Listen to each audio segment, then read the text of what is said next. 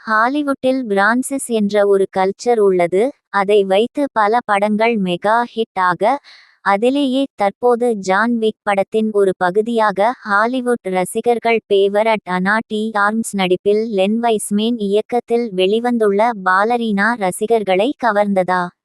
பார்ப்போம். கதைக்களம். படத்தின் ஆரம்பத்திலே அனா டி ஆர்ம்ஸ் சிறு வயதில் இருக்கும் போதே ஒரு குரூப் வந்து அவர் கண் முன்னாடியே அவருடைய அப்பாவை கொன்று விடுகின்றனர். அந்த சிறு வயதில் என்ன செய்வது என்று தெரியாமல் இருக்க, அவரை வின்ஸ்டன் ராஸ்கோ ரோமாவில் பாதுகாப்பிற்காக சேர்த்து விடுகிறார். அனா அங்கு மிக கடுமையான பயிற்சிகள் எடுத்ததோடு அனைத்து விதமான போராட்டத்திற்கும் அனா தயார் ஆக, அவருக்கு ஒரு சிலரை காப்பாற்றும் சிறு சிறு ப்ராஜெக்ட் கிடைக்கிறது.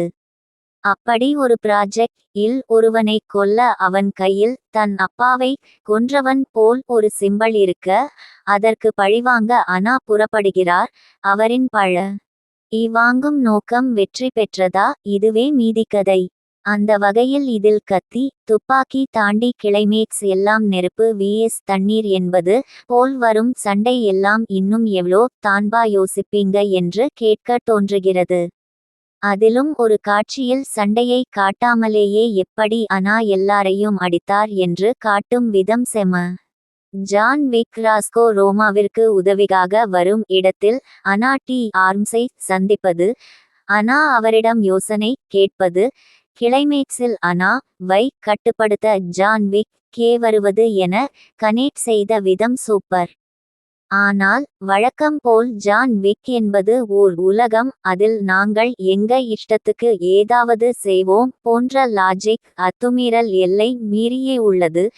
அதிலும் அனா ஓர் ஊருக்குள் சென்று தன் அப்பாவை கொன்ற கல் கேங் யை பழி வாங்க செல்ல, அந்த ஊரே அவரை கொல்ல வருகிறது.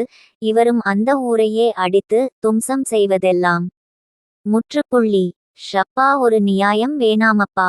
டெக்னிக்கல் ஆக படத்தின் மிக பெரும் பலம் ஒளிப்பதிவு. அந்த இரவு நேர சாலைகளில் ஜொலிக்கும் பில்டிங் யை காட்டிய விதம் செம கலக்கல்.